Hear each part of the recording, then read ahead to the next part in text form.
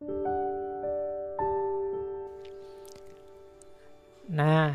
takut itu nanti ada teori, seperti saya bilang tadi, sebenarnya ketakutan itu kuncinya ada pada pikiran.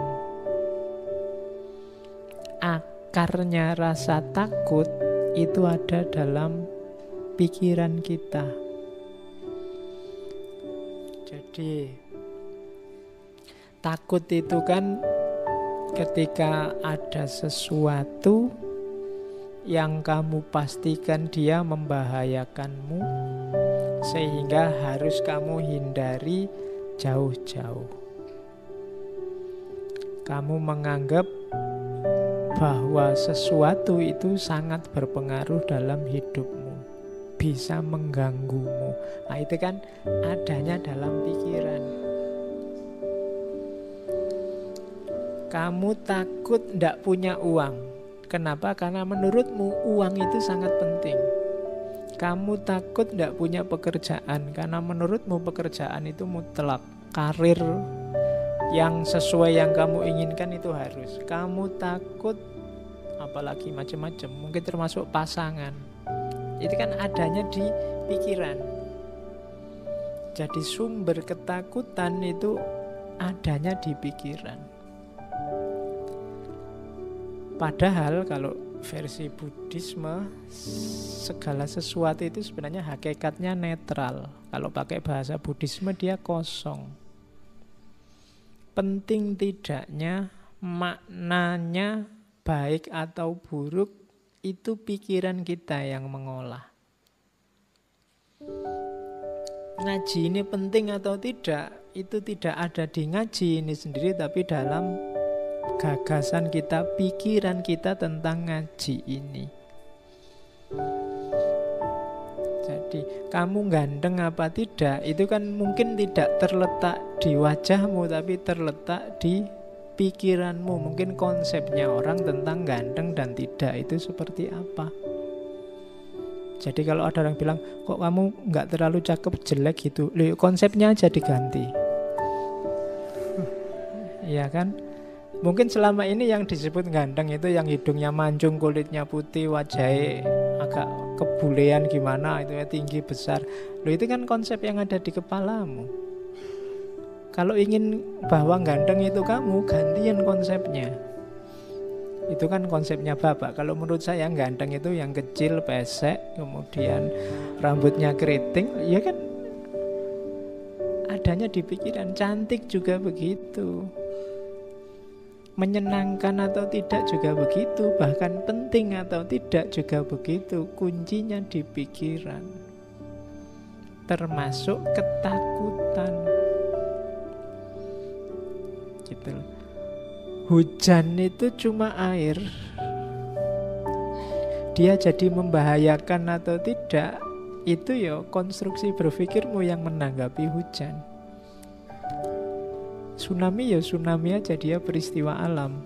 Kamu tanggapi dia jadi azab, apa dia itu adalah ujian, apa dia itu. Loh, itu kan pikiranmu yang menanggapi, yang membaca, yang membunyikan. Jadi hidupmu itu maknanya ada di pikiranmu. Harapan-harapanmu dan ketakutan-ketakutanmu adanya di pikiranmu. Maka berpikirlah yang sehat. Kuncinya hidupmu itu ada di pikiran.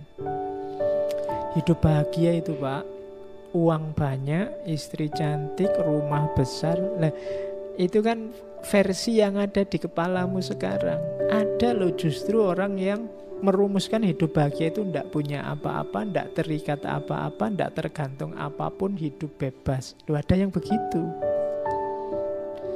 Dari mana itu muncul? Di pikirannya. Jadi termasuk rasa takut itu kuncinya ada di berpikir. Kalau kamu berpikirnya salah, ya lahirlah ketakutan-ketakutan yang tidak rasional tadi. Jadi maka aturlah cara berpikirmu. Tanggapi segalanya secara sehat. Awas keliru. Gitu loh. Jadi teori pertama itu, rasa takut itu hubungannya dengan pikiran. Tak kasih contoh ya. Ada kisah terkenal sekali kalau di barat, namanya kisah katak kecil, Little Frog. Ini biasanya diceritakan ke anak-anak TK. Kalian tak anggap TK dulu sementara. Jadi satu ketika ada rombongan katak kecil. Hari ini kan populer sekali cebong itu ya. Cuma tadi mau tak tulis kisah cebong itu, nanti tersinggung kalian. Oke, yo ini kakaknya cebong lah, Percil. Ya. Jadi nanti kalau ada yang ngomong kalian kamu cebong ya, oh enggak, naik kelas sedikit sekarang jadi Percil. Ini kisah Percil, kisah katak kecil. Jadi satu ketika ada Percil, sekelompok percil yang melakukan lomba naik gedung. Terus karena ini unik, ada percil yang naik gedung, terus penontonnya banyak, ingin ngerti nanti juaranya siapa. Nah, waktu hari H yang nonton banyak, supporternya banyak, teriak-teriak. Terus dimulailah lomba itu. Tapi penonton ini begitu lihat gedungnya, wah gedungnya setinggi itu, percilnya kecil-kecil, apa ya bisa nyampe puncak. Maka penontonnya ya komentarnya macam-macam, komentatornya banyak, wah ndak mungkin itu bisa, ndak kuat gak, wong percilnya kecil-kecil gitu, apa ya bisa. Pokoknya teriakan-teriakan itu banyak. Ndak mungkin sampai puncak, ndak akan ada yang bisa mencapai puncak. Sekuat apapun kata-kata itu ndak akan bisa mereka sampai ke puncak. Sulit lah, mustahil lah, ndak mungkin lah, teriak-teriak gitu. Percilnya yang naik ya bener, akhirnya ada yang jatuh satu demi satu, ndak kuat, satu demi satu, ndak kuat. Hanya ada satu percil yang orang teriak apa saja nggak peduli, dia naik terus, pelan-pelan naik.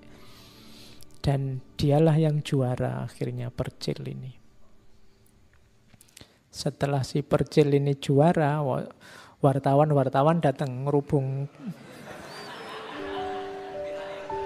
Ya, ngerubung percil ini, maunya diwawancara, gimana kok bisa menang, kiatnya apa, anunya apa. Tapi diwawancara percilnya diam aja, cuma tolah-toleh aja. Akhirnya diketahui ternyata percilnya ini tuli. Jadi dia ndak dengar, jadi waktu orang teriak-teriak ndak mungkin, ndak bisa, sekuat apapun ndak akan mampu dan seterusnya, dia ndak dengar, pokoknya dia jalan aja. Akhirnya nyampe puncak. Bandingkan dengan tadi percil yang pikirannya terganggu oleh banyak suara dari luar. Nah, ambil pelajaran sendiri dari cerita ini, bagaimana pikiranmu menentukan langkahmu. Pikiran-pikiran yang terganggu oleh macam-macam tadi ya merasuk. Kalau isinya rusak-rusak dan jelek-jelek, ya efeknya dalam dirimu juga jelek. Maka pinter-pinterlah apa yang harus kamu masukkan, apa yang jangan masuk dalam dirimu, karena menentukan isi pikiranmu. Ketika orang banyak ngomong mustahil, ndak mungkin, wah sekuat apapun kamu ndak akan nyampe. Itu kan pelan-pelan muncul keraguan. Kayak tadi cirinya orang takut. Apa ya aku bisa, kok orang-orang bilangnya begitu, apa ya aku mampu. Akhirnya yang juara yang ndak denger apa-apa. Nah, hari ini kan kamu dengar macam-macam, baca macam-macam, banyak, pikiranmu mesti kacau. Kamu tidak tahu mana yang baik, mana yang buruk, mana yang asli, mana yang palsu hari ini. Kenapa? Terlalu banyak yang masuk. Latihanlah jadi tuli. Sedikit-sedikit. Oke, jadi ini untuk ilustrasi bagaimana kuncinya sebenarnya ada dalam pikiran. Harapan-harapanmu, ketakutan-ketakutanmu.